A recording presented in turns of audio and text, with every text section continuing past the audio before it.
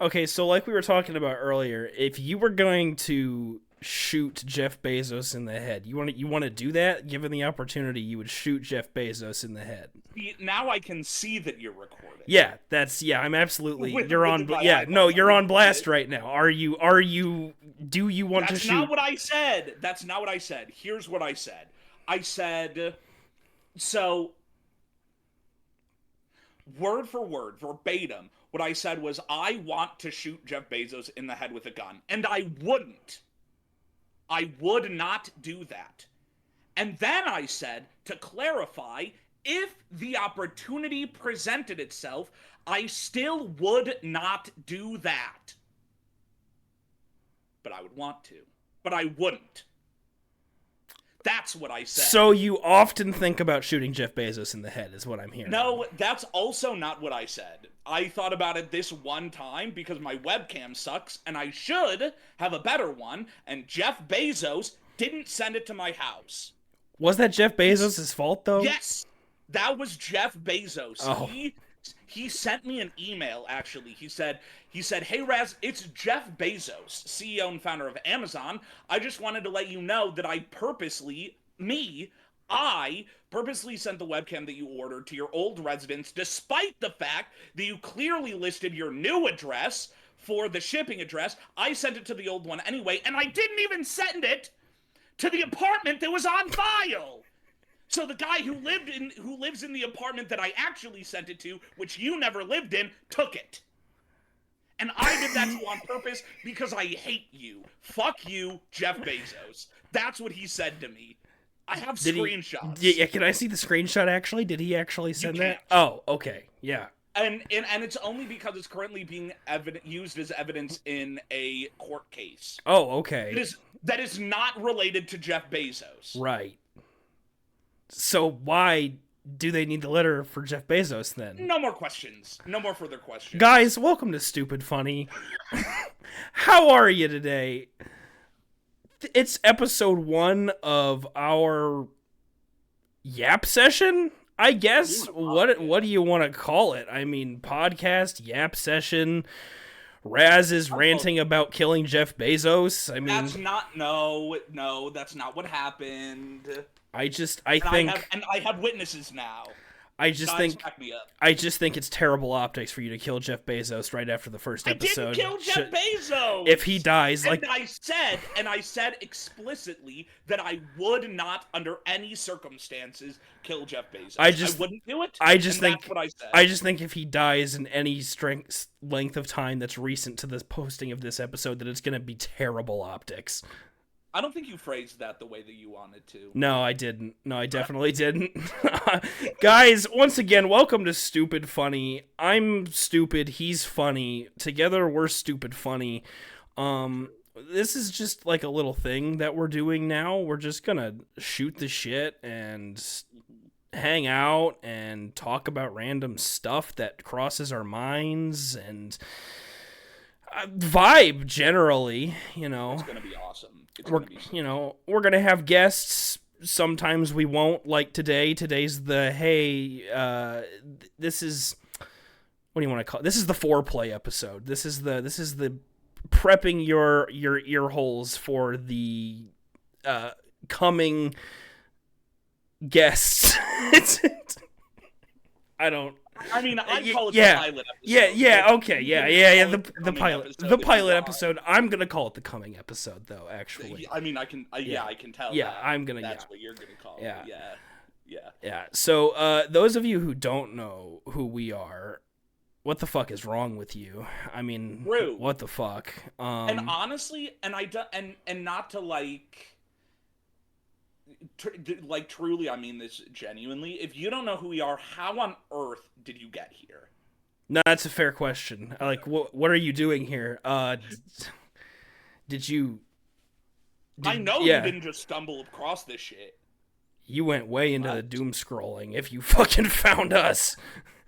How many pages of YouTube recommended did you have to scroll through before you got here? Well, for those of you who don't know who we are, again, how the fuck, but let me introduce him. Though he needs no introduction, he is the sexiest man alive, the funniest man alive, up and coming draft league champion,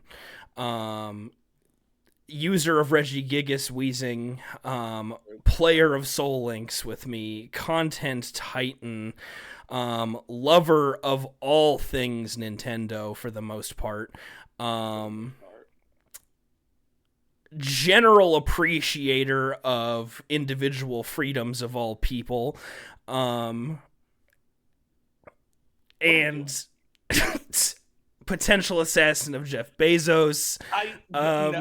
I said I wouldn't do it. I'm not gonna do it. Razz Raspberry, Razz Arbery, Simon Cox, Simone. Whoa! However you want to call him. Doxed. However you want to call him, whatever you want to call him. That's him. That's Razz.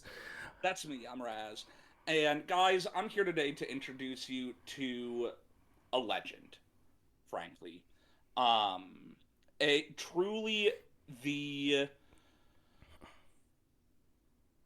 on the forefront of the meta of draft league, running them, drafting them, playing in them, on the forefront of content creation, of inventing, and really it's his extremely high IQ, his incredible charisma, and his just overall levels of impressive and uncontestable phenomenal personness.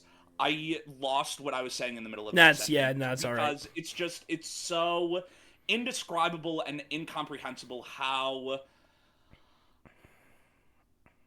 amazing and flawless of a person that he is. Just like frankly the smartest, and also the best person. I'm joined by my lovely, sexy, and well-endowed co-host, the Tobster, Toby Halliday. Fuck! Whatever you want to call him. Yeah, that shit goes 2 ways, all right. motherfucker. We're both doxed. That's fine. That's all right. Editor, cut that out. Me? Not my name drop, not his. Oh. You know I'm editing this, right? Yeah, but it's funny. You think I'm good? Oh, okay. All right. That's fine. I think you're what? No, nothing. No, what were you going to say? No, nothing at all. Guys, that's going to be the end of the pod. No, it's not. Doesn't want to fucking talk to me, apparently. No, it's not. How did we... Tell me what he was going to fucking say. You think I'm going to forget? I'm relentless. What were you going to say? I was gonna say, how have we not done a podcast so far? No. How have we not gotten here? That's not what you were gonna say. We are not moving on from this shit until you tell me. I honestly, I'm gonna be completely real with you. I don't know. I completely forgot. Terrible. I don't know. So then, what was the next thing you were gonna say? I was gonna say, I don't know how we haven't done this sooner. To be honest, I feel like the years we've known each other and have clicked and have been in this like community, and we've done draft degenerates and all of this stuff. How have we not podcasted? I don't know. I know that we talked about it for a while. Well, okay, actually, I do know how it never happened, and I can tell you. Oh. So recently, every time my camera unfocuses, you can blame that on Jeff Bezos. Because I ordered a new fucking webcam, and he didn't fucking send that shit to me. So I would like to apologize on his behalf for worsening your experience as a viewer. Yeah, so if you see Jeff Bezos, shoot him in the head. Yeah, and tell him Razz sent you. Oh, okay. Yeah, all right. Anyway, so the reason that this took so long, viewers, I know that we're pretty early on into the pod. Maybe it's too soon for this kind of thing. I'm gonna get kind of vulnerable with you guys. Recently, within the past couple months or so, I have started taking antidepressants, which also help with anxiety, both of which I have. And I was unmedicated for a very long time, and it made my life hard. And one of the results of that, and also of just like really bad habits that I developed over the course of my life, has resulted in a person who's not very reliable, shall we say, in terms of doing things. And so, like, the idea of, like, a consistent, regular thing that was hopefully to last for quite a while, was just not really something that I was super capable of, and it wasn't really a secret.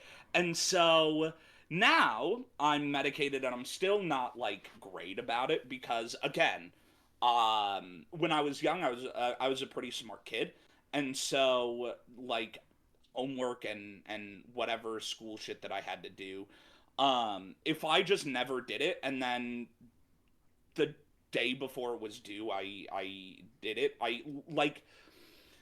I would do no math homework over the course of the entire semester, and then I would get to the end of it, and I would do all of it in a day and turn it in and get full credit. And so, developing that habit has been bad. It's been bad. And so, when I said we should do, well, I didn't say it. When the idea would get floated, it was like, it just wasn't feasible because I was not the kind of person that you could do something like that with. But now I'm medicated and I'm better. Not perfect, but I'm better. And so now, here we are. And you can time that in editing to see how long I talked there. I think like 2 minutes. Like, 2.5 minutes. I was gonna say 5, so I'm glad it wasn't as bad as I thought it was. No, it's 2.5 minutes. That's the public speaking effect. You think you've gone on for fucking an hour, and you're like, oh, I've still got 5 minutes left in this speech. No, that's fair. No, there were some very botched scheduling attempts back in the day. They were a little rough. Nobody's fault. No, it's just a little rough. Just a little rough. I'm not going to blame you for anything at all. That's okay. I will. Okay. No, it's fine. There were times when you would schedule a certain thing to be happening, namely like, a draft degenerates type of thing as an example that, you'd say, oh yeah, I'll be ready for this in like an hour and a half. And then, 3 hours go by and it's, oh yeah, no, I actually went out to dinner with my family, or no, I'm actually not home anymore. And it's like, so I've been sitting here for 3 hours, waiting. Yeah. No, not very good. I'll tell you that. That's fine. That's, no hard feelings. No issue. Sweet. Mm-hmm. I'm a little skeptical of the way you said that, but I'm going to take you at your word because I trust you. Yeah, you should take me at my word because you should always take me at my word. In fact, you should take everybody at their word because everybody is worth trusting in this world. No one has ever said anything that wasn't true. No, that's true. Yeah, absolutely. That itself is true because, so when you said that you wanted to shoot Jeff Bezos in the head... No, yeah, and I meant that I wanted to, but just because you want to do something doesn't mean you're going to. We've been known to act on impulse, you and I. Okay, yeah, but not like the murder impulse. Which I don't have. Our entire Soul Link Through the Generations series that we're doing right now was purely impulsive. That's true. Well, that's true. We planned to do platinum, but then we got really into it, and then now we're just doing all the. I proposed out of impulse because I love you. True, but here's when you know. When you know. Here's the non-impulse part, though. I've wanted to do that with somebody for a very long time because, pardon me, there was a guy, well, a couple of guys on YouTube that I used to watch a lot, and they did a Soul Link through every generation together. And I went, I want to do that. Oh, that's and now fair. here we are. I've just always wanted to do a Soul Link because I had not done it until I did it with you with Platinum. I mean, I've played Nuzlocke before, but not like a Soul Link. And then we did that, and I just realized it's so much more fun to do it with another person. Like it's pretty sick. Like you can feed off of each other's energy, and you can like it's an all around more enjoyable time because like you know, I don't know. So you're hanging out. You're just hanging out. You're hanging out, shooting the shit, and I'm just kind of chilling playing Pokemon. Really, I mean, which isn't a bad thing, I guess, but you know, adds something more to it. Yeah, and so I was just kind of like halfway through, like, I want to play through every generation, and I want to do it with the person who makes it the most fun, and you make it the most fun. So, you know, like, I mean, there's no way I'm going to play a Soul Link with Wakeman, like, True. For a number of reasons, but... I mean, someone has to do a Soul Link with that guy. He hasn't even played any of the games. We should try to make Wakeman play something casually sooner or later. I think we should. I think it has to be... I mean, it would have to be, like, Gen 5, probably. I mean, we'd have to take him through Black and White or something like that. Like, maybe a draft lock, you know? Something a little more casual, but kind of competitive to draw him in, you know? Very interesting. You know what I'm saying? Yeah. I still have to make that video, dude. It's been years. Oh, brother. Oh, I still have all the footage. I just haven't done it. I mean, I'm just saying, not releasing the draft lock video when the next one is coming soon is kind of, you know. Yeah, I would say that's probably true. I put quotations on coming soon because we don't really know yet. Do we? True. No. I guess we don't, actually. That's true. Shit! They ruined everything. I'm so pissed off. What? I'm mad for him. Oh, Hunter? Yeah. Yeah. Yeah. I miss Hunter. I miss him a lot. He doesn't get to hang much right now. Sad. Yeah. Viewers, if you don't know, Hunter, otherwise Archery VGC, is currently deployed overseas, and he is one of the main people that we are wanting to do a draft lock with. So we were anticipating him being home much sooner than this, but the U.S. military kind of sucks dick and extended his deployment. So he's going to be gone for a few more months than we were anticipating. So, you know, a lot of our content plans are kind of in flux because we're waiting for him. You know. Goat. Oh, the goat. I miss him. I miss him so goddamn much. I miss him. NAIC won't be the same without him. That's the biggest thing I'm pissed about. That's the big one. NAIC, like, he can't go to NAIC because they extended his deployment. Like, that pisses me off, bro. Especially after he paid his part for the Airbnb and shit. Oh my god, dude. And he was gonna win NAIC. Yeah, he was gonna win. And I can make that claim because you can never fact check me. I mean, you're gonna win Milwaukee. That's true. Yeah. Dude, oh my god, this team is crazy. I should send you some of the replays that I had today, because holy shit, I'm out of my mind. Fuck. You know what, let's dive into that a little bit. Yeah. VGC, huh? I mean, what a fucking world, dude. You know, draft VGC, it's kind of what we live in at the moment. Like, I mean, I guess that's not necessarily what this podcast is about. You know, sometimes we're going to talk about it a lot. Well, it's going to be talked about quite a bit. Just so you guys know. Just, you know, heads up, it's going to happen. I mean, it's just, it's kind of... I mean, what do you want me to do? Not be who I am? Yeah, I mean, it's kind of talk about my experience? Kind of a major part of our personalities. So true. But yeah, VGC, right? Milwaukee's coming up, NAIC's coming Mhm. up. You're going to both. I'm going I to am going to. I'm going to NAIC. Reg I has just started. I Oh, yeah. Man, how are you feeling It's about Reg I? I'm feeling great. I'm also I feeling pretty good. I wasn't feeling good for a while. Um I what cuz here's my cycle, right? Yeah. I I pick up a team that someone else sent me, and then I play it for like 5 games, Mm-hmm. and I win the first one, and I go, this team is awesome, and then I lose 4 in a row, and I go, I suck at using this team, and then I stop using it. And then I do that for a while, and then I make my own team, put some weird shit on there, use it, I go, this is the move, and then I go to a regional with it, and I go 5-4. And so the problem is that in a format like this, which is to say a double restricted format, Sure. um there's less room for weird shit. And I'm sure that you can make something happen, right? Like I'm sure you could figure something out, but like nothing was really calling to me.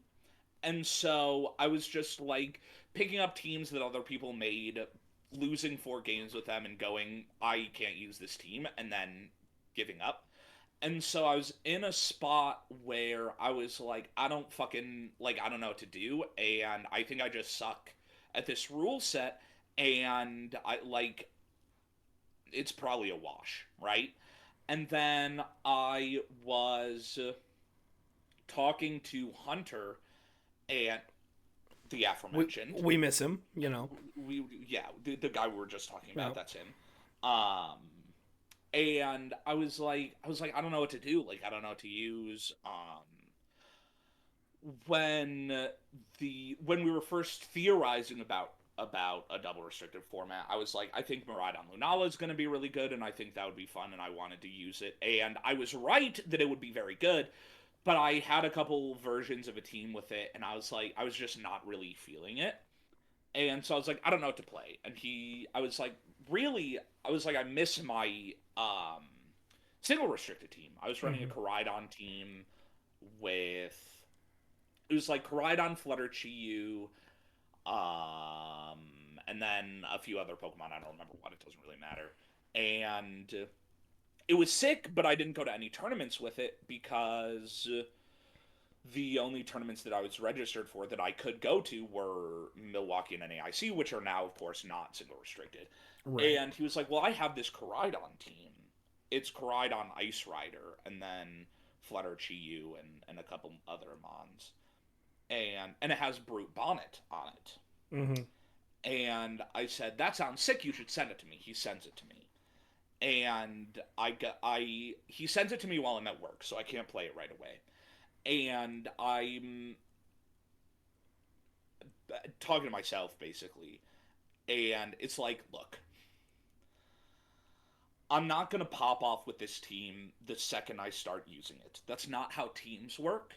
I've been holding myself to a completely unreasonable standard where I'm like, I want to pick up this team and be amazing with it right away. And that's not how it goes. Mm-mm. And so I was like, I'm going to use it. I'm going to lose a lot. And instead of saying I suck at the game, I give up, I'm going to keep playing it and I'm going to keep losing with it. And then I'm going to figure it out. And then I'm going to start winning with it. And then I'm going to go to the moon. Because I love Koraidon. Ice Rider fucking plays the game for you. And then Flutter Chiyu, I have experience with. I was like, this is the team. Mm-hmm. And so I started using it, and it basically went about it exactly as I expected. I was playing it with it. I was like losing a lot, and then I closer to the end of the night, I was like starting to get into my groove, and I was like, yeah, this is the team. And so I was playing a little bit yesterday, and then earlier today, and I wasn't winning every game or winning every set, but No. it was the kind of thing where it's like I would lose and I would say I still like how I played. And there are things that I could do differently and things that I can do better, but I'm liking how the team is feeling, I'm liking how I'm playing, etc., etc. And then today I was going crazy. I have a bunch of replays where I'm like, I think I played really, really well. There was one move in particular where I had -1 Koraidon and -1 special attack, -1 speed Chiyu against Incineroar and Torn in the rain. And I was like, I have to get both of these Pokemon out, but if I switch them both out at the same time, I'm cooked. So I think I switched Koraidon out first, and I switched to Indeedee, and my Chiyu is Scarf. And I go, I got this. And with no protection and next to my choice Scarf Chiyu, I click Trick Room. He kills my Chiyu, and or no, I switch Chiyu out to Koraidon, reset the sun.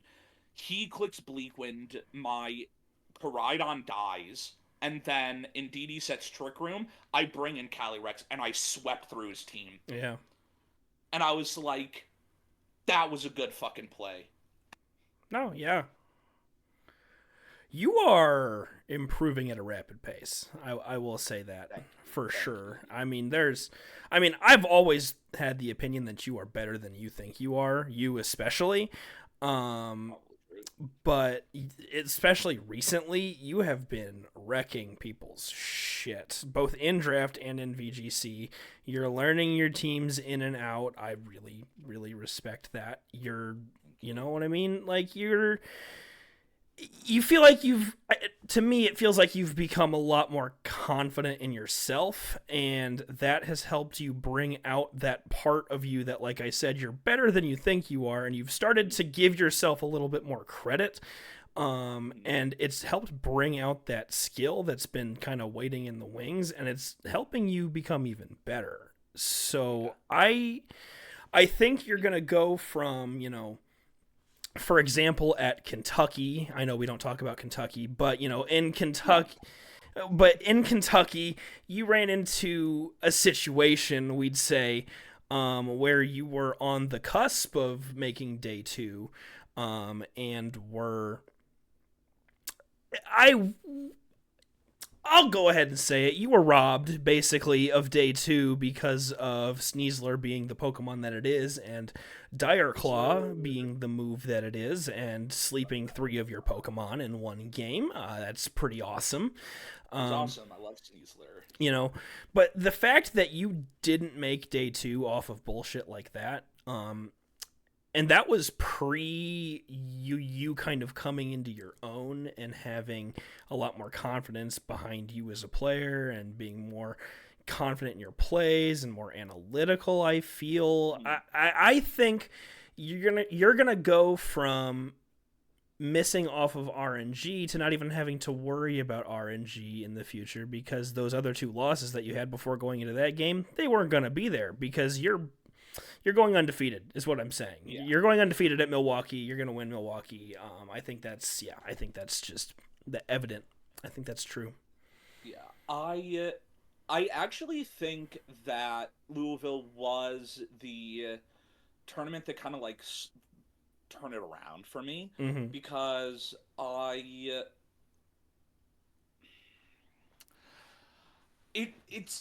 have this tendency, right? Where because when I was a kid, I literally just talked about this, I was good at things, and not like a prodigy or anything. Right. But like, I had a brother who was a couple years ahead of me, and so I would basically, I never had trouble with school. Right. If I did the work, it went very well. And so now I've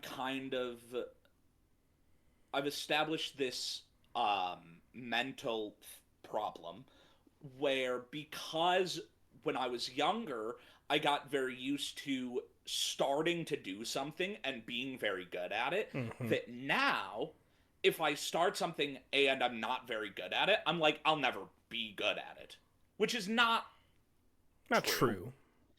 And so, like, the first tournament I went to, which was also Milwaukee, I brought like a weird ass team and I worked really hard on it, but it wasn't very good because I didn't put good Pokemon on it, except Iron Hands. That's the goat.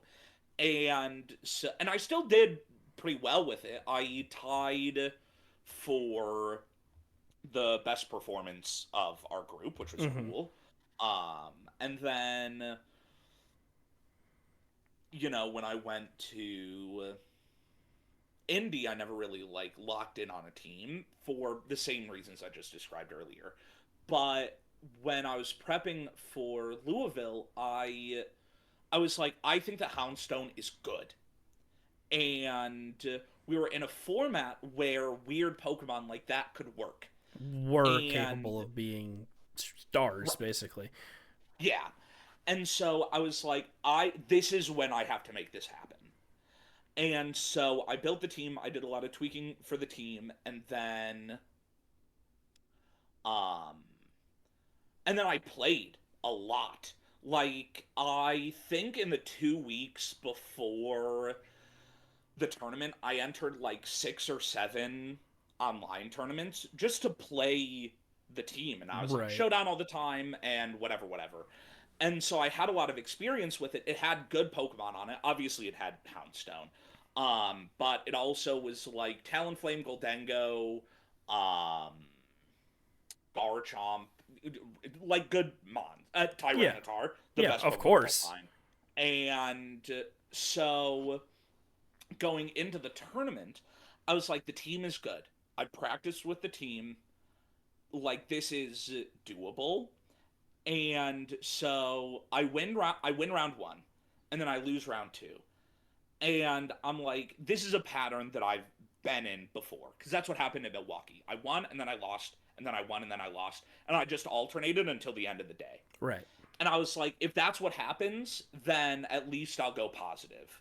And it is what it is, and I'm happy with that. And so then I win round three, and then I win round four, and then I win round five. And I'm like, hold on, something is happening. And so I'm 4-1, and I'm like, I can do this.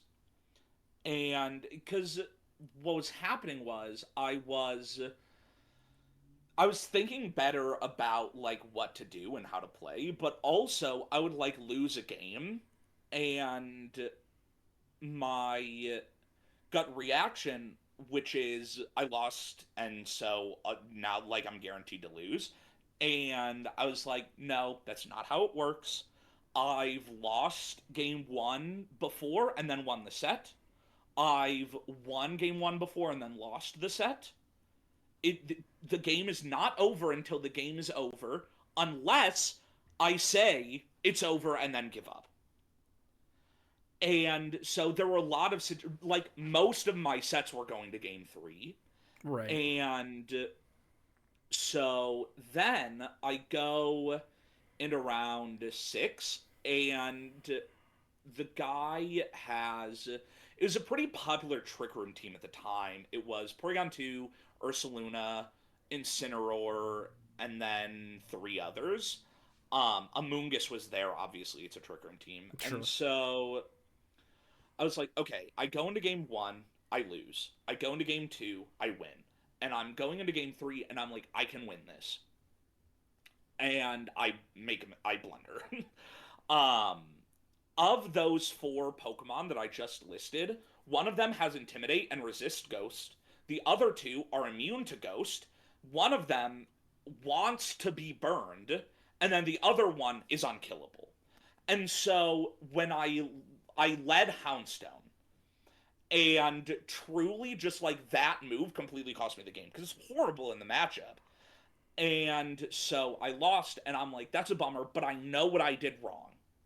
Mm-hmm. All I have to do is win out, and I'm good. And then the next round I got triple dire claw slept, and it is what it is.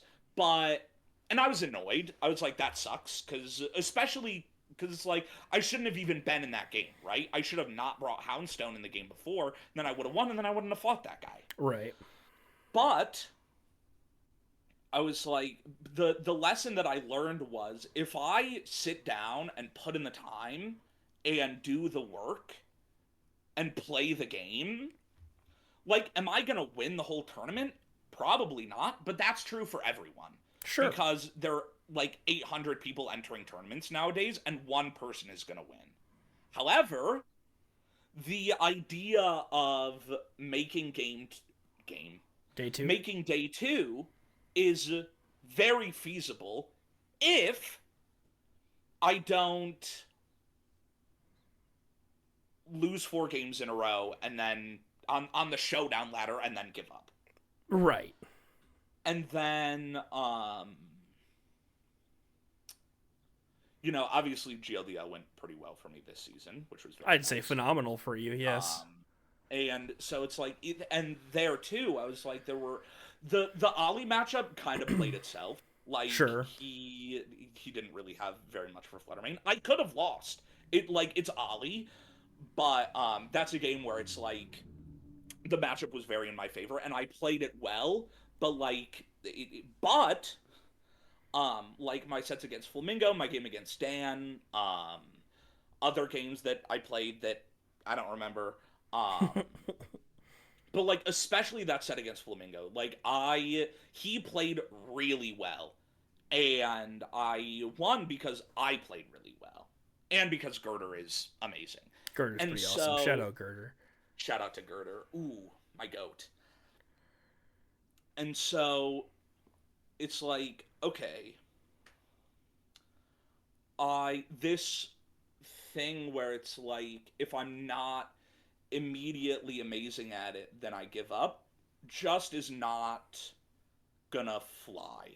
And so, like, I think I'm a little bit behind the curve right now in terms of like Reg I stuff, but I have a team, I'm playing the team, I like the team, and I'm liking how I'm playing. And so I'm like, I'm gonna day 2 at Milwaukee is what I've decided. Yep. And I fully believe you will. Yeah. So I'm feeling good about how things are going right now. Moral of the story, kids out there, is that if you just sit down, put in the work, put in the time, do the steps that are necessary, you're going to go far. Yeah. You're going to go far. There's not much out of your reach if you're willing to put in the work, you know? Mm-hmm. And one of those steps is losing a lot. You're going to lose a lot. What's the thing that Jake says? Sucking at something is the first step to being kind of good at something. Sucking at something is the first step to being sort of good at something. And yeah. I do live my life by that statement a lot, because it's a good one. Yeah. I live my life by a lot of Jake the Dog statements, to be honest with you. Yeah, he be spitting. He's got some good advice. Yeah. Yeah. Yeah. But yeah, God, that Tyranitar team was really fucking good though. It was a really awesome team. And then I was like, I want to give the team one more shot. I sign up for Toronto at the last minute. I go by myself. And then my I want to give the team one more shot tournament, I changed like the whole fucking team. Yeah. Truly and honestly, like, while we were there, I was like, I think Houndstone is the problem. I don't think it's very good. I don't think it was. I think if I had taken the exact same team to Toronto, I would have been fine. Well, yeah, because it's what you're comfortable with at that point. Right. You know, it's what you were used to. Yeah. I will say, at least in my case, because we ended up using basically the same team in Louisville, I found that after Louisville, when I swapped Houndstone out for Excadrill, I ended up winning a large percentage more. I actually won a local with the Excadrill team. Oh, shit. So you didn't even tell me about that. I thought I did. I never heard about that. That's fucking awesome. You Hell know, yeah. I did win a local with the Excadrill team. It felt really fucking good. I mean, I just kept everything else the same, but I just swapped Houndstone for Excadrill, and I guess just the better speed tier and the better attack is what I liked on it. I don't know. Yeah. Just it was more aggressive, and I guess that's what I felt like I needed was more aggression on it. But no, I fully respect Houndstone, you know, for what it was, and it worked decently well. And Yeah. honestly, I feel like in my case, now in your case you did phenomenal, but in my case I did not do very well at Louisville at all. I was quite what's the word? Drug through the gutter and beaten, and left for dead. And I just think it was because of all the last minute changes we did. Yeah. Honestly, However, I really do. However, Yeah. we would be remiss to not tell the people what happened the night before. It was a crazy night before. You know what? Yeah, yeah, we should explain a bit of that because because there's some credit that has to go to a couple of a lot of changes made and a lot of yeah. So basically, we were running mocks against a couple of friends that we were at Louisville with. Yeah. Shout out to Ed. Shout out to Radial. The thing that you have to understand about Radial is that if he's at a tournament, he's running our Chaladon. Yep. If he's in a draft league, he's drafting our Chaladon. And so he's running Pelipper. He's running a rain team, obviously. And so we're playing a couple mocks against him, and we're losing every time. And he's like, I just think the matchup is pretty bad. And we're like, well, yeah, our Chaladon is an auto loss for this team. Mm-hmm. And he said, that's not good, which was true. Yeah. And we were like, well, yeah, but like, what on earth do you want us to do about it? One, it's the night before. Two, the way that we would have to adjust this team in order to make that not true would be like, it would change the whole team. Right. And so he's like, yeah, that's fair, but like, but our Caledon is literally everywhere at that point too, was a part of the problem. It was probably on the majority of teams at Louisville. Yeah. Like, I'm pretty sure it was absolutely top. I believe it was top 3 usage. I'm almost 100% sure it was top 5. So good. And so he was like, you have to change something, right? And we were like, well, what about Excadrill? I was pushing hard for Excadrill. Like, I was really on Team Excadrill. I was too.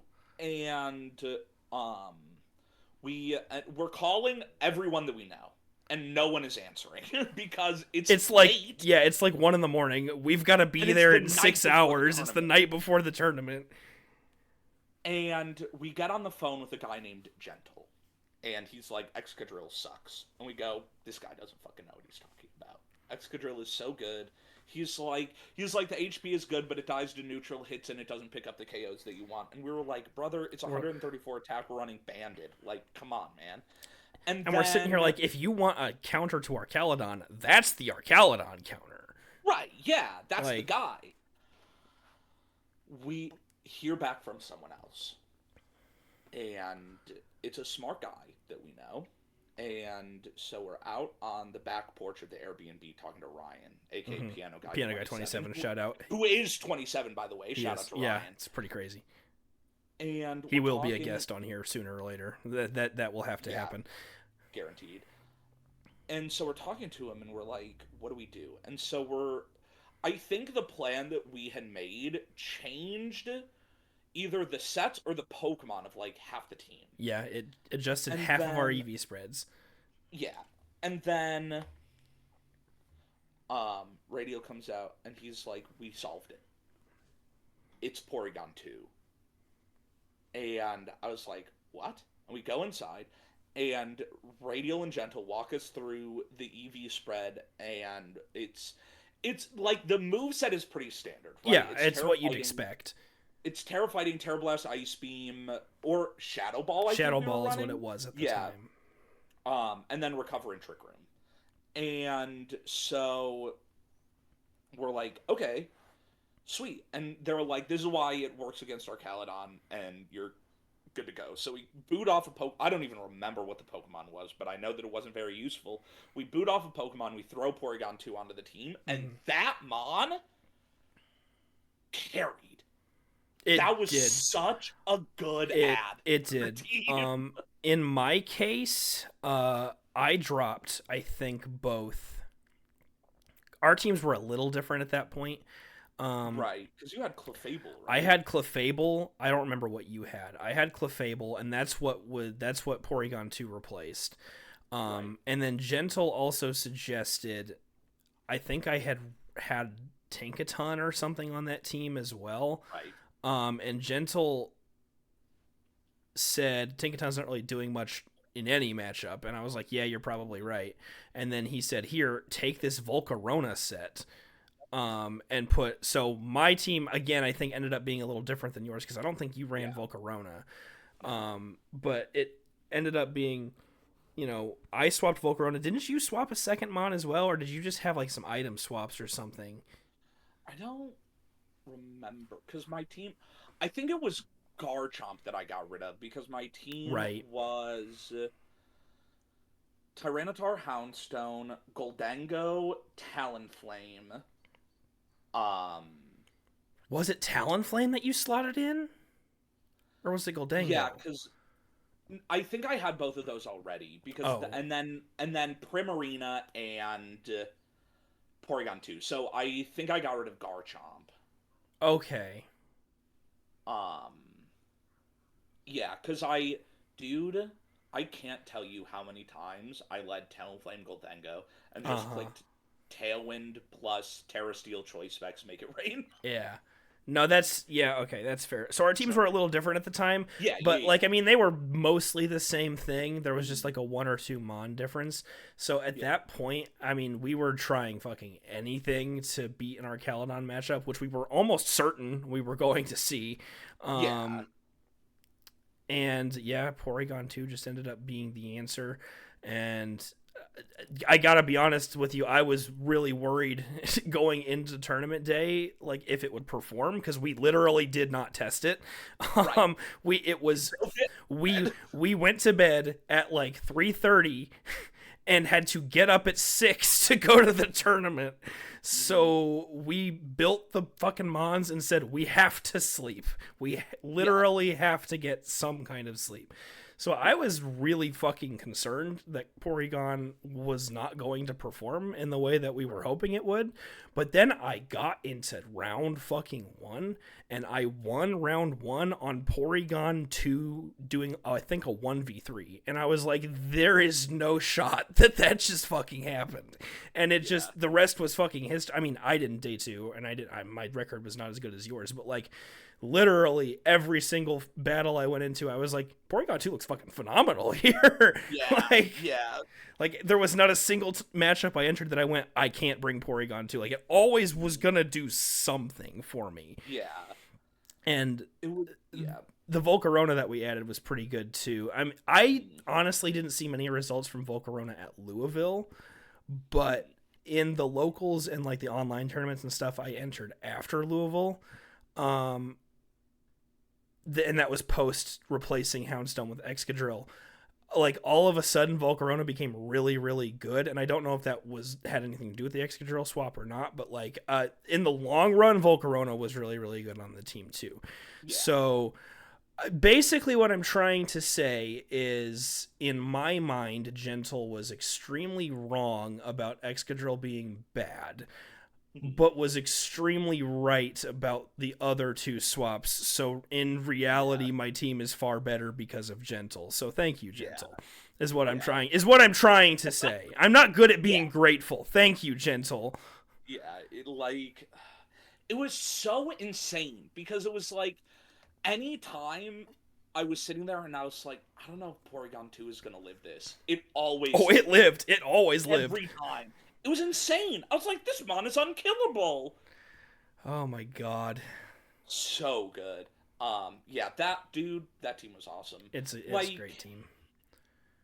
God, I'm yeah, just it was kicking just myself. I should not. I should have been like, I'm running Excadrill. Fuck you. And I think I would have done. I would have been solid, but I don't know. yeah, yeah.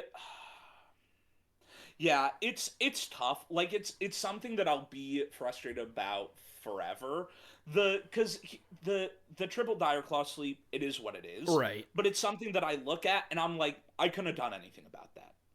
Sure. That I mean, yeah. What do you do about that? Right. Right. It happens.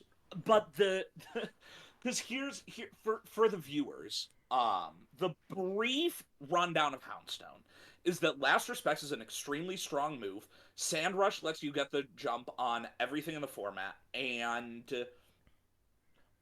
Wisp lets you shut down physical attackers, and then Howl allows you to buff the attack of Tyranitar, and because we had Howl, we were able to run a shit ton of bulk on Tyranitar. That motherfucker never died. Oh, it lived a lot awesome. of shit. It was pretty awesome. It was phenomenal.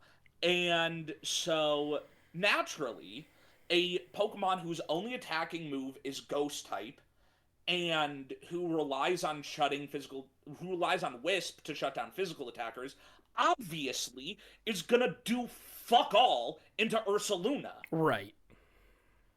And so it's like, probably until I die, I'll be like, why on earth did I bring Houndstone? Because the reason that my opponent won that is because I brought Houndstone, which was very bad, and he saw it and he went, that doesn't do shit in this matchup, and he never touched it. It sat on the field and did nothing. Because he didn't have to. He literally just didn't have to. Exactly. And so it's like, that's annoying. But the upside is, I know what I did wrong. Mm-hmm. And it's something that I can look at and go, okay, next time, don't, if you know something is bad in the matchup, don't fucking bring it. Yeah. Yeah. I think the biggest thing I learned from Louisville was to trust my gut, both like team building wise and like play wise, because there was and I feel like it took a while for that to sink in, at least play wise, but like team building wise, I got way more confident after that. I got way more confident in my spreads and the builds that I was putting on, my Mon selections on my draft teams and my VGC teams. Like I became way more confident because like I felt so fucking vindicated after putting Excadrill on my team and like winning a local. I was like, I should have done that. Like, yeah, like why didn't I do that? But so like that, I felt validated doing that. And then I guess it's hard to say it, but this past GLDL season was an extremely eye-opening experience. Of I think literally every game I played during that season, I second guessed a play that I was going to make like 3 different times before I locked into something. And that just, it turned into, and it happened in Louisville a lot too, where I was for sure on one play the opponent was going to make. So I lock into a play that's going to get around that or counter that or whatever. And then I go, no, but what if he's like not going to go for this really obvious play? What if he's going to go for something really back-asswards that's going to be something I could never fucking think of in a million years, but he has to set it up through 800 different conditional moves that he makes. And I think with chess, and then realize that I'm honestly playing a game of checkers most of the time, and a lot of people are not going to try to do ultra complicated plays that they're trying to set up for 3 turns from now type shit. And I think that's something that I learned is I'm obsessing way too much on the long game and not the short game, on not taking it turn by turn or 1 turn ahead instead of however many turns ahead I was trying to take it for. And I just think that's kind of helped me realize that I just need to trust my gut of what I'm like.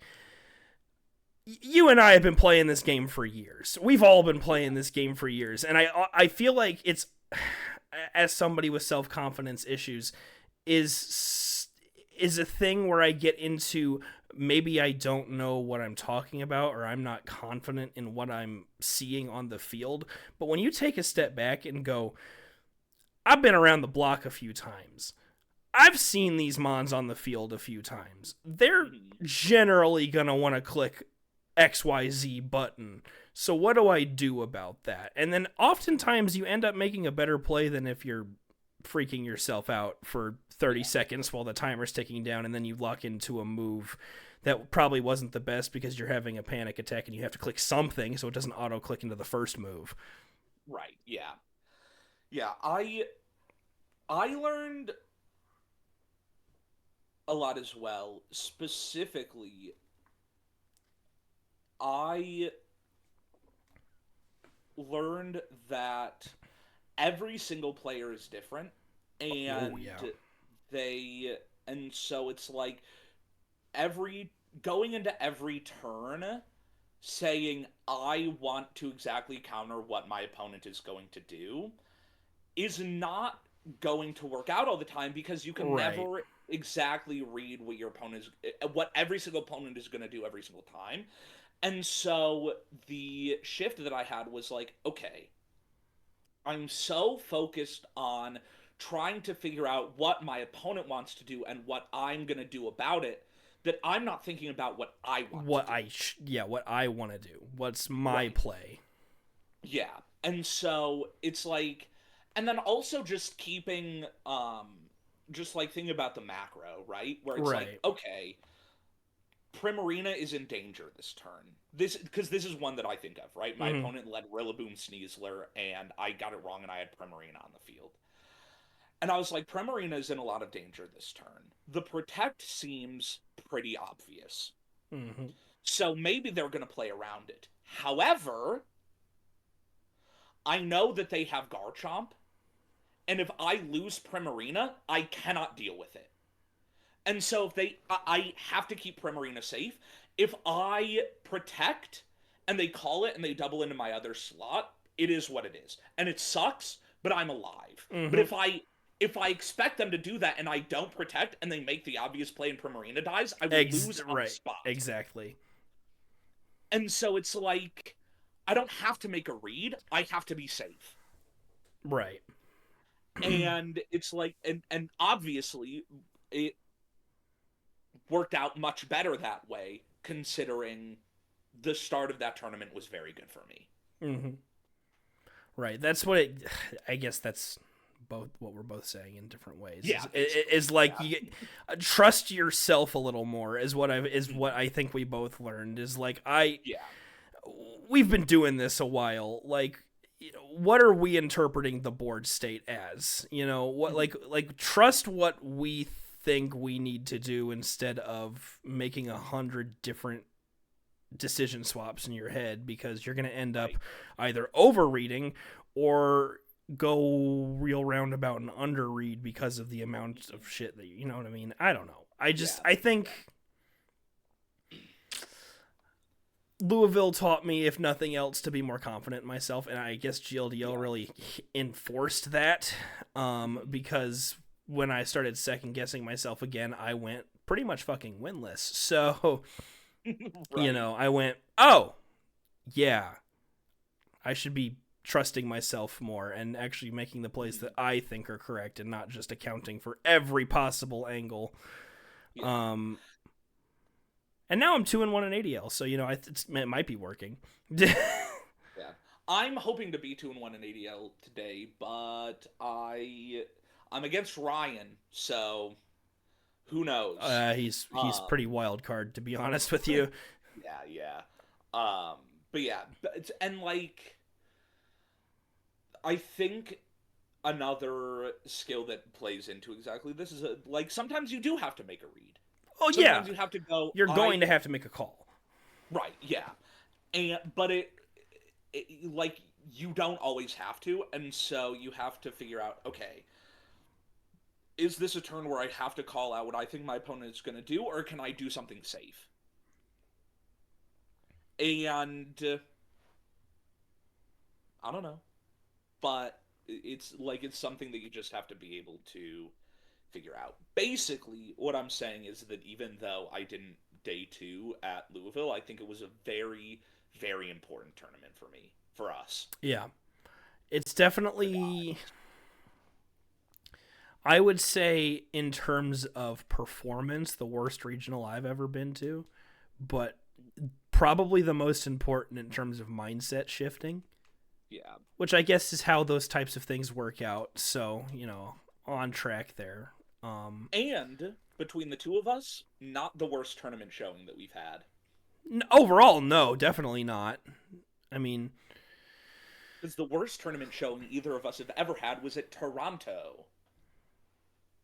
well, that's fair. Where I but got we 2-0'd by Incineroar Mungus 3 games in a row and then dropped out. we don't talk about Toronto though. It doesn't count. Yeah, that one doesn't no, count. you went back to your hotel room and we fault. played Soul Link. That was like we were like fuck Toronto. Yeah, I was like, this shit fucking sucks.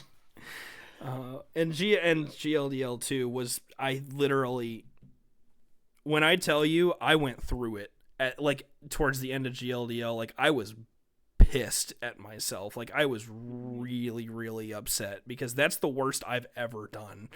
Like literally winless other than a forfeit win and then a win on a brand new player. I was like, what am I doing right now? Like it brought me to that moment of, am I going to keep playing like this and just be fucking Cosmic Kyle? Am I going to be Cosmic Kyle right now?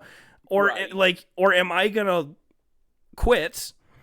Or am I going to take a step back and look at everything I've been doing wrong in these past few weeks, and even before that too? I mean, I have never done as bad as I did this past GLDL season, but it started like a season and a half ago where I started sucking that bad, and I was like, am I gonna look at myself and make the mindset changes and put in the practice necessary to become better and maybe actually win a league at some point and not make everybody think I'm a pushover? Like those are my three options, and I chose the last one, and I'm still working on it. Obviously, it's only been a few weeks since GLDL ended, but I'm already feeling better about how I'm playing because of those mindset changes and because everything I've been remembering from Louisville.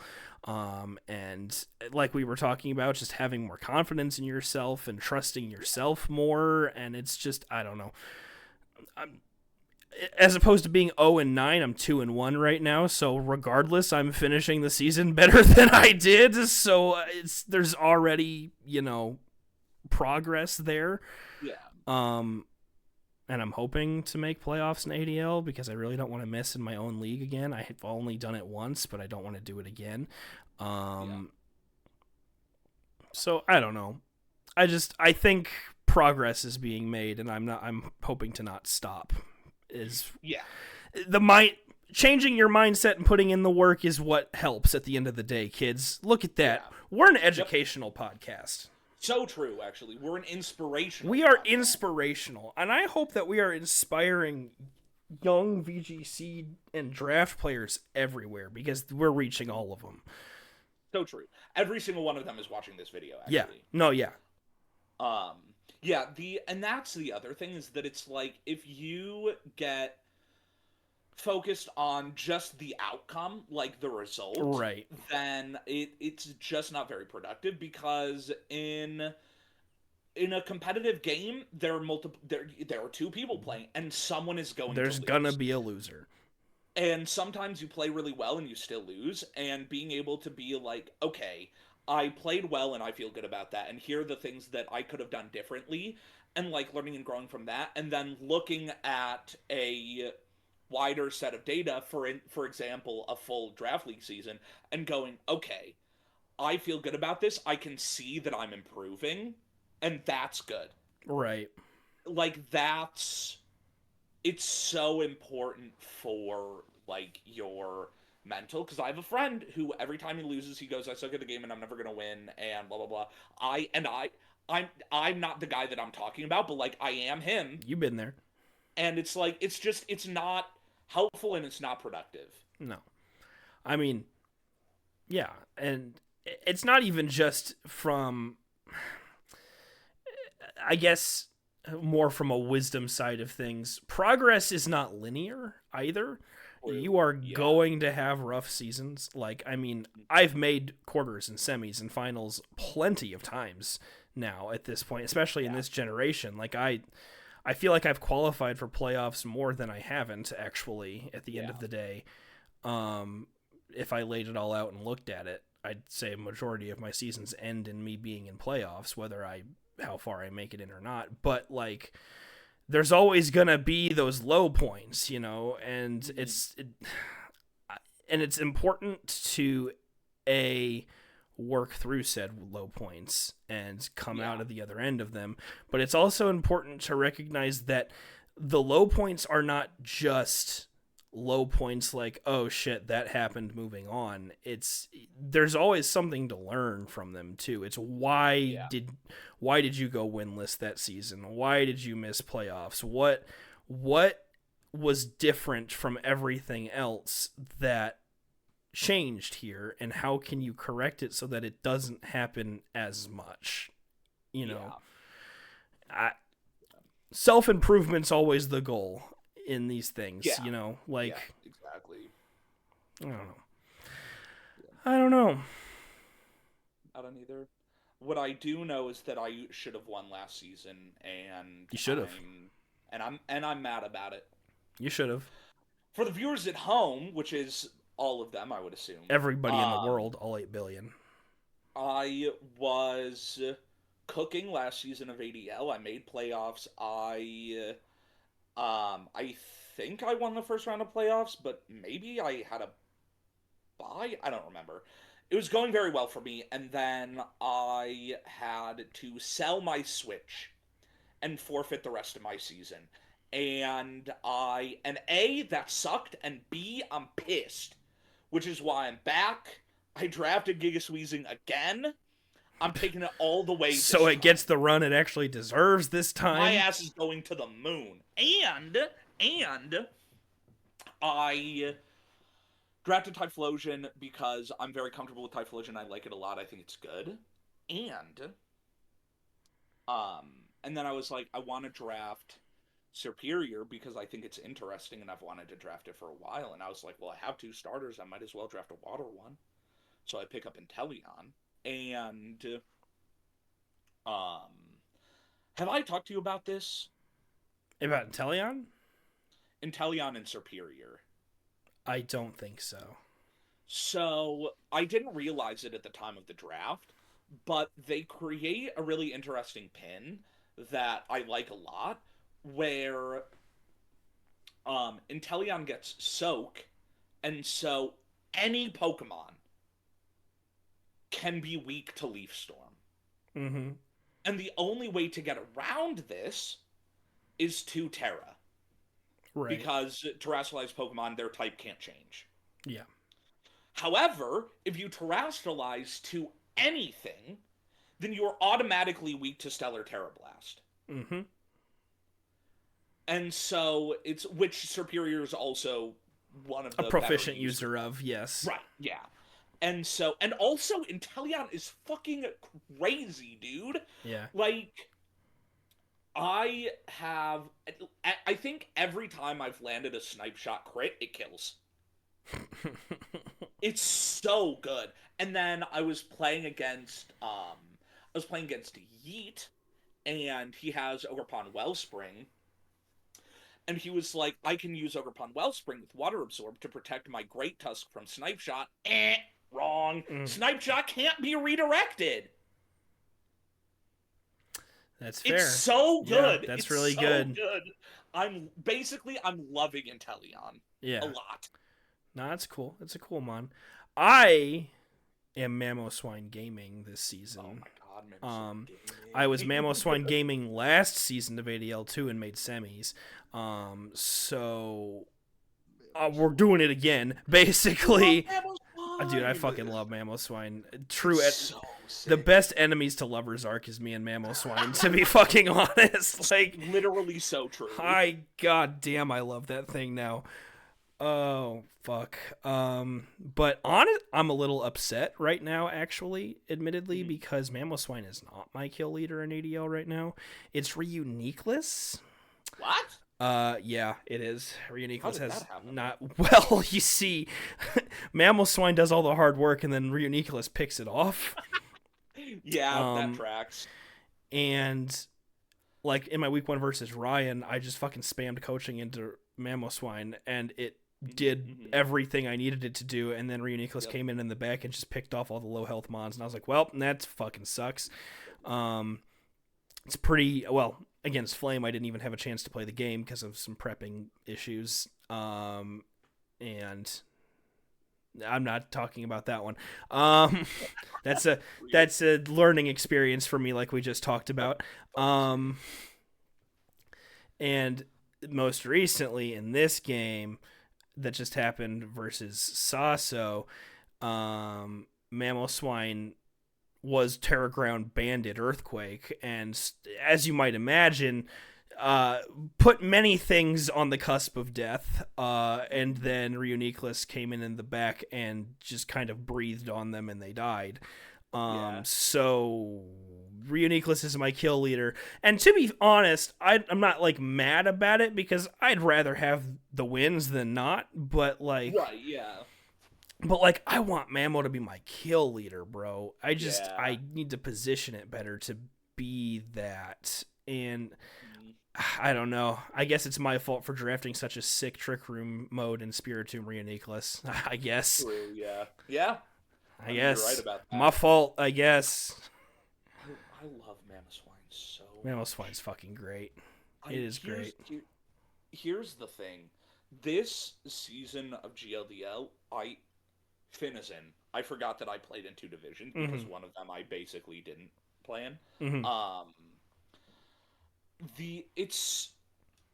I've used Pokemon before that I've enjoyed, that I've had good times with, and I say I love that mon, right? Yeah. Like the end of this season, I'm gonna be like, Inteleon is awesome. I love using Inteleon. Sure.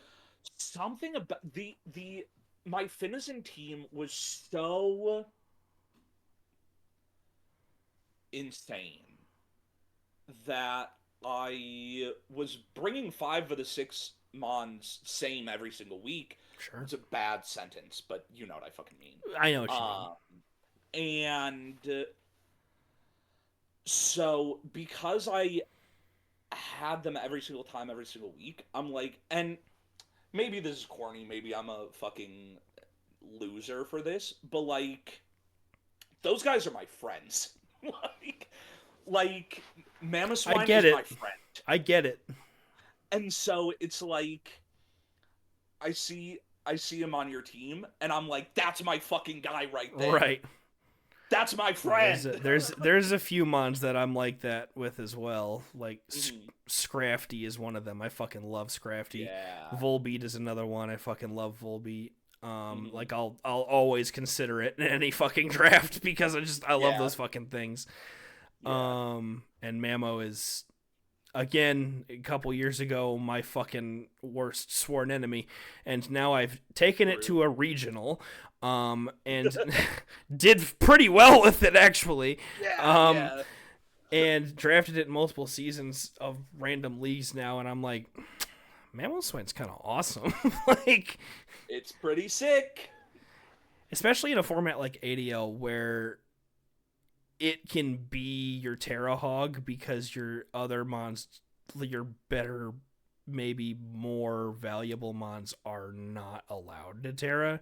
So it can kind of take hold of terrestrialization a lot more easily because you're not sacrificing it on one of your top tier mons for Mamoswine. Mamoswine is like your main option for terraing, basically. Yeah. It's such a good Terra user too. Oh yeah. Like, absolutely.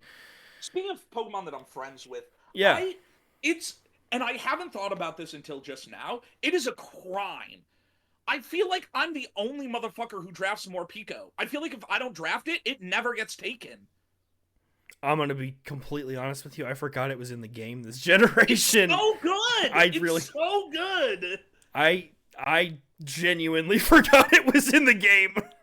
It's so incredible. Like, cause fake out parting shot, tried and true. Sure. Chat, this is for you, and by chat I mean viewers, because we're not live.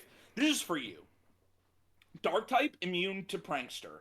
Fake out parting shot, classic combo. That's 2/3 of what makes Incineroar a broken Pokemon. And then Aura Wheel, not balanced. You might look at Morpeko and go like, oh, it's not that fast, it's not that strong. Aura Wheel is a 110 base power move. That shit hits like a truck, guaranteed to raise your speed every single time you use it, and you don't need to worry about using 2 move slots for your stabs, because it's both. Mm. And that motherfucker is always in the second tier from the bottom. Pick that shit up! It's so good!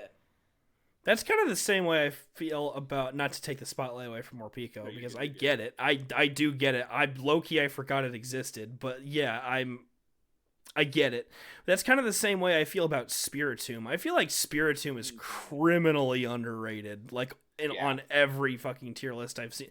GLDL has given it the respect it deserves, because I think it's like tier 3 now or something like that. But I've been seeing, I have seen so many tier lists that put Spiritomb in like tier 5 out of 6. That's insane. Tier 5 out of 5? Like, what?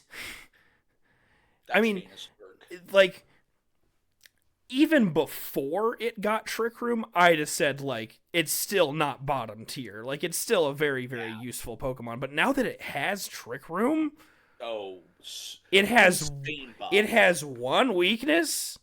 It has Trick Room. It's insanely bulky. Immune to fake out, immune to prankster. Immune to fake out, immune to prankster. It's one of the most consistent Trick Room users you can draft on any list, let alone like a low tier list or something like that. Yeah. And I see that shit under tiered all the time. And it's like, so anytime I see Spiritomb in like tier 5 or something, I'm like, well, I'm picking it up, because clearly nobody else here knows what this thing does. Right, yeah. Oh, man. What a mod. Draft Spiritomb and Morpeko, that's what we're saying. True. Truly, genuinely, if you get through your top core and you're missing either or both of those types, both of these Pokemon will slot onto literally any almost any team, yeah. Like almost every time you can find a spot for it. Yeah. It also gets Knockoff, and it gets Super Fang, and it gets Electro Web, and it gets Snarl, I think. Don't quote me on that, but I'm pretty sure it does. Like, pick it up!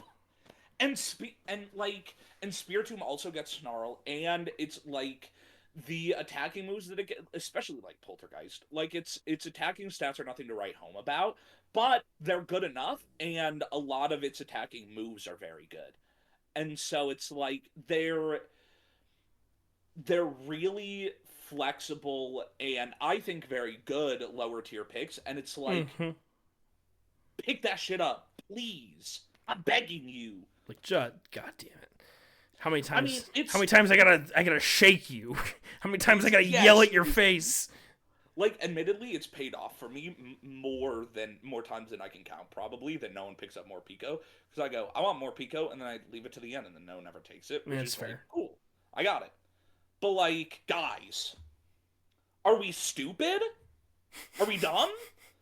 That motherfucker Morpeko OHKO to Gallade. Gallade not notoriously physically bulky, but like that's just, and it's not the only thing that like it's OHKO'd, but that's what I'm remembering off the top of my head, because I was fighting, I wanna say maybe it was Ollie, I don't remember, or maybe it was Otto, one of those guys, and they had Gallade, and I was like, I'm gonna kill that motherfucker with Morpeko, and guess what? I did. He died in one hit to Aura Wheel. Jesus Christ. Put that mon on your fucking team. Anyway, that's my Morpeko. No, that's fair. That's fair. I'm a Morpeko fan. I actually think we're nearing the end of our time for today, Yeah, Razz. I was kind of thinking that, yeah. We are creeping towards the hour-and-a-half mark, and if we go too much longer, then we're just going to seem like we're yapping, which we are, but we don't want the impression of that. Right, of course not. No, that's not... We have to uphold our image as very concise, analytical... super geniuses, yes. And yeah.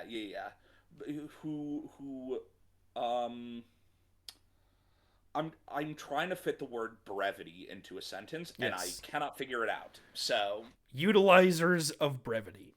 Yes, exactly. Yes, that's exactly what I was gonna say. Actually, yeah. Yeah. No. Yeah. No, I just helped you out a little bit. That's what that means, right? Brevity. Yeah. Yeah, it's like Cliff Notes, basically. Yeah. Yeah, I think we're at the end of our time for today. Guys, that's going to be it for the pod.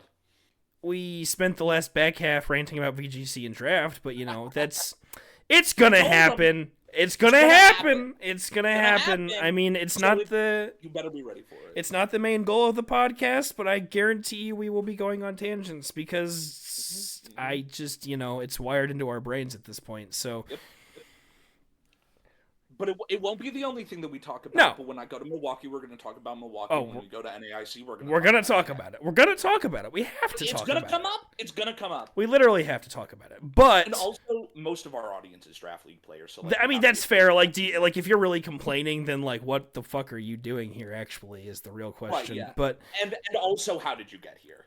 Yeah. Also, hi. It's like, I guess. Yeah, no, I mean, it's not just going to be that. We're going to rant about all kinds of stuff. We're going to have story times. We're going to have hot take debates. We're going to have Razz rants. We're going to have Toby rants. We're going to have Ryan Piano Guy 27 rants, because that guy loves to go on rants, and he will be on this podcast eventually. He's going to talk about music therapy. Oh, God, yeah. He better. I actually want to know a lot more about music therapy. I want to pick his brain. I don't think we could stop him from talking about it. That's, true, but it's a good thing we're both willing to hear it. Yes, yeah. And the viewers are too. Yeah, sometimes it'll be just us. A lot of the times we'll have a guest on with us, like Ryan, or even fucking Radial, Ryan, I guess. Ed, Radial. We have so many friends, and I'm forgetting all of their names. Sorry, guys. Yeah, I remembered 4 of them. You take what you can get. If you were named by Razz, you are his favorites. Just gonna let that be put out there. So, Toxic, he does not like you. And now, hang on just a damn minute. I know we're not putting words in my mouth. Toxic, right now. You are in the same vein with Razz.